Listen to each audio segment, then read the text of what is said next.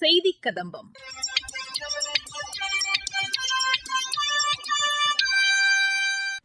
இன்றைய செய்திக் கதம்பத்தில் கோவை மாவட்டத்தில் நடைபெற்ற தனியார் செவிலியர் கல்லூரியின் திறப்பு விழாவில் தமிழக ஆளுநர் திரு ராஜேந்திர விஸ்வநாத் அர்லேக்கர் பங்கேற்று ஆற்றிய உரை, ஆசிய நீச்சல் சாம்பியன் போட்டியில் தங்கப்பதக்கம் வென்ற தமிழக வீரர்கள் பற்றி செங்கல்பட்டு மாவட்ட செய்தியாளர் வழங்கும் தகவல்கள் மற்றும் மத்திய அரசின் சமூக வலைதள பதிவுகள் உள்ளிட்டவை இடம்பெறுகின்றன.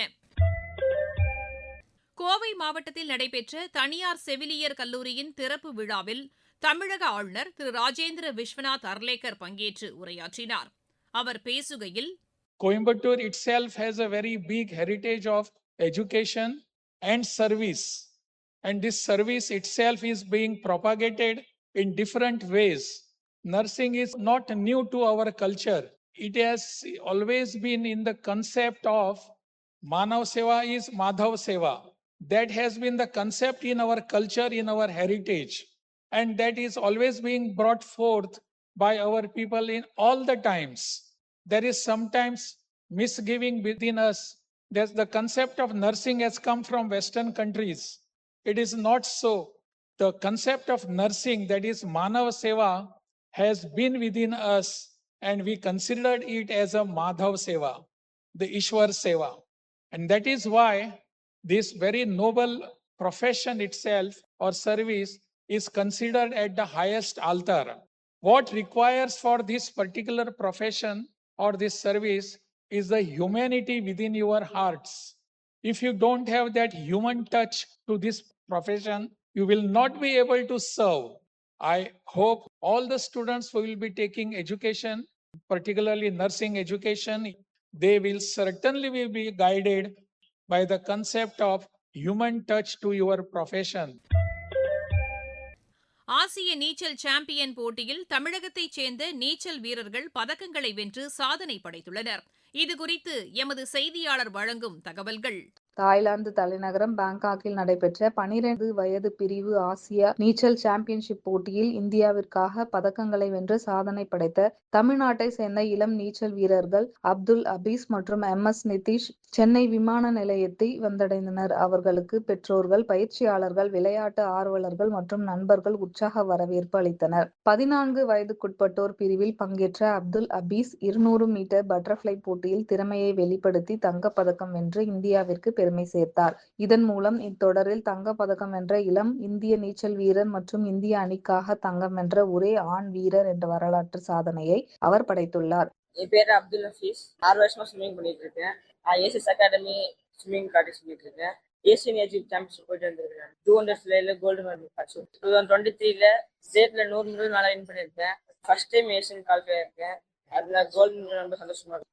அதேபோல் 16 வயதுக்குட்பட்ட பிரிவில் பங்கேற்ற MS நிதிஷ் ஆசிய முன்னணி இளம் நீச்சல் வீரர்களுடன் கடுமையாக போட்டியிட்டு வெள்ளி பதக்கத்தை வென்று இந்தியாவிற்கு மேலும் ஒரு பதக்கத்தை பெற்று தந்தார்.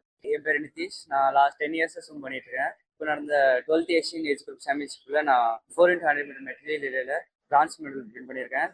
உண்மையிலேயே எனக்கு ரொம்ப சந்தோஷமா இருக்கு இந்த மெடல் வின் பண்ணதுக்கு. இதை பற்றி பயிற்சியாளர் அரவிந்த் அவர்கள் மேலும் தெரிவிக்கையில், இந்தியாக்காக தங்கப்பதக்கம் 200 மீட்டர் பட்டர்ஃப்ளைல அப்துல் ஹஃபீஸ் அவர் வின் பண்ணிருக்காரு அண்டர் 14 கேட்டகரியில. இது ஒரு 7 வருஷம் அப்புறம் அண்டர் 14 கேட்டகரியில இந்தியாவுக்கு வர ஒரு கோல்டு ஆகும். கூட வந்த 2 Indian swimmers MS Nitish, Dhivashree Kesavan, இவங்களும் ஃபைனல் ஸ்டாப் 8ல முடிச்சிருக்காங்க. MS நிதிஷ் அவர்கள் வந்து 4x100 மிக்ஸ்டு மெட்லி ரிலேல பிரான்ஸ் மெடல் வின் பண்ணி ஃபாஸ்டஸ்ட் டைமிங். இந்த காம்படிஷன்ல ஒரு 32 கண்ட்ரீஸ் மேல பார்ட்டிசிபேட் பண்ணாங்க.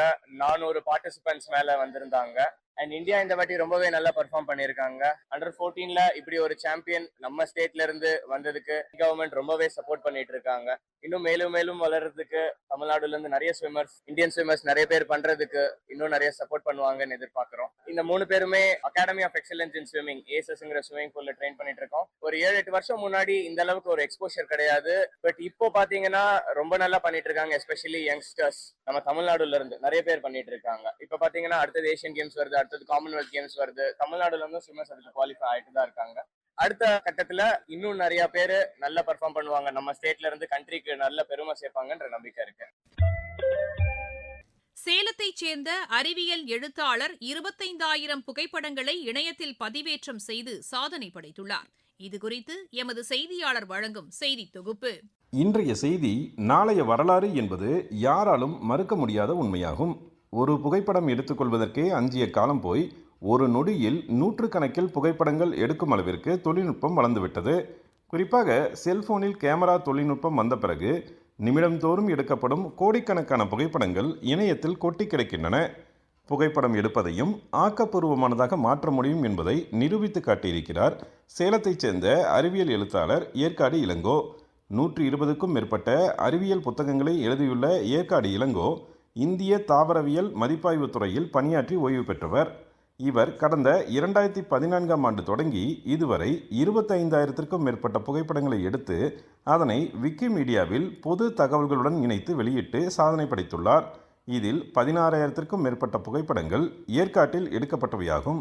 ஏற்காட்டில் உள்ள அரிதான தாவர வகைகள், விலங்குகள், பாம்புகள், பறவைகள், பூச்சிகள், வண்ணத்து பூச்சிகள், அந்து பூச்சிகள் என பல்வேறு உயிரினங்களையும் அவற்றின் தகவல்களுடன் இணைத்து ஏற்காடு இளங்கோ பதிவிட்டுள்ளார். மலைச்சுத்திங்கிற ஒரு மரம் உலகத்திலே ஏற்காட்டில் மட்டும் இருக்குது. அந்த மரத்தை எடுத்து ஆவணப்படுத்தியிருக்கேன். சோளவேங்கின்னு ஒரு மரம், மொத்தம் 60 அடி சுற்றளவு கொண்ட ஒரு மரம். இது உலகத்திலே மிகப்பெரிய சோளவேங்கிற ரிப்போர்ட் பண்ண வேண்டிய விஷயமா இருக்குது. அவ்வளோ சுற்றளவு கொண்ட ஒரு மரம் இல்லை, அது 300 ஆண்டு பழமையானது. இது மாதிரி இதை பதிவு செஞ்சுருக்கேன். அதே போல் ஏற்காட்டில் மட்டுமே வாழக்கூடிய பள்ளி, ஏற்காட்டில் மட்டுமே வாழக்கூடிய சேரோராயின் மண் மலைப்பாம்பு அப்படிங்கிற ஒரு பாம்பு, இது போன்ற பல விஷயத்தை நான் இதில் ஆவணப்படுத்தியிருக்கேன். தாவரத்தின் குடும்ப பெயர், ஆங்கில பெயர், தமிழ் பெயர் மற்றும் தாவரத்தை பற்றிய அறிவியல் விளக்கத்துடன் 10,000க்கும் மேற்பட்ட புகைப்படங்கள் பதிவேற்றம் செய்யப்பட்டுள்ளன. இதன் மூலம் விக்கிமீடியா தளத்தில் அதிக புகைப்படங்களை உரிய குறிப்புகளுடன் பதிவேற்றியவர் என்ற சாதனையை படைத்துள்ள அறிவியல் எழுத்தாளர் ஏற்காடு இளங்கோ தாவரவியல் பயிலும் மாணவ மாணவியருக்கு இந்த புகைப்படங்கள் பெரிதும் பயன்படும் என்கிறார். நான் சமீபத்தில் 25,000 புகைப்படங்களை பதிவேற்றம் செய்து முடிச்சிருக்கேன். இந்த எண்ணிக்கை என்பது இந்திய அளவில் யாரும் செய்யாத ஒரு எண்ணிக்கை என்பதை நம்ம குறிப்பாக தாவரங்களை யாருமே இவ்வளோ படங்களை பதிவேற்றம் செய்தது கிடையாது. கிட்டத்தட்ட 3000 இனங்களை கொண்ட தாவரங்கள் அதில் பதிவேற்றம் செஞ்சுருக்கேன். ஒவ்வொரு தாவரத்தை பற்றியான சின்ன அறிவியல் குறிப்பு இருக்கும். தாவரத்தினுடைய தமிழ் பெயர், ஆங்கில பெயர், தாவரவியல் பெயர், அது எந்த குடும்பத்தை சேர்ந்தது, இப்படியான புள்ளி விவரங்கள் அதில் இருக்கும். இது கல்லூரியில் படிக்கக்கூடிய பிஎஸ்சி மாணவர்கள், தாவரியல் படிக்கக்கூடிய மாணவர்களுக்கும் ஆராய்ச்சியாளர்களுக்கும் மிகவும் பயனுள்ள ஒரு பணியை நான் ஆவணப்படுத்திக்கிட்டு இருக்கேன். கண்ணுக்கு தெரியும் அனைத்தையும் கன கச்சிதமாக படம் பிடிக்கும் கருவிகள் இன்றைக்கு செல்போன் வடிவில் அனைவரின் கைகளிலும் இருக்கின்றன. சிறப்பு வாய்ந்த தொழில்நுட்பத்தை எதற்காக பயன்படுத்துகிறோம் என்பதில் இருந்தே அதன் இலக்கு நிறைவேறுகிறது என்பது குறிப்பிடத்தக்கது. மத்திய அரசின் சமூக வலைதள பதிவுகள். காசநோய் ஒழிப்பு உள்ளிட்ட 9 முக்கிய விஷயங்கள் குறித்து பிரிக்ஸ் நாடுகளின் சுகாதார அமைச்சர்கள் பங்கேற்ற கூட்டத்தில் ஆலோசிக்கப்பட்டதாக மத்திய சுகாதார அமைச்சகத்தின் சமூக வலைதளத்தில் கூறப்பட்டுள்ளது. காமன்வெல்த் நாடுகளின் விளையாட்டுத்துறை அமைச்சர்கள் கூட்டத்தில் பங்கேற்ற மாலத்தீவு மற்றும் உகாண்டா நாடுகளின் அமைச்சர்களுடன் நடத்திய பேச்சுகள் ஆக்கப்பூர்வமாக அமைந்ததாக மத்திய விளையாட்டுத்துறை அமைச்சர் திரு மன்சுக் மாண்டவியா வெளியிட்டுள்ள சமூக வலைதள பதிவில் குறிப்பிட்டுள்ளார். நம் நாட்டின் 5,000 ஆண்டுகள் பழமையான பாரம்பரிய மருத்துவ முறைகள் மீது உலகம் மிகுந்த நம்பிக்கை கொண்டுள்ளதாக ஆயுஷ் அமைச்சகத்தின் சமூக வலைதளத்தில் தெரிவிக்கப்பட்டுள்ளது.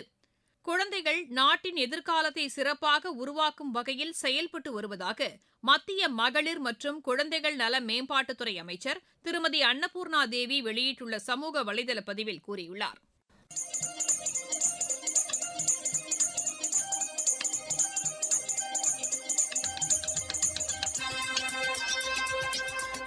இத்துடன் இன்றைய செய்திக் கதம்பம் நிறைவு பெறுகிறது.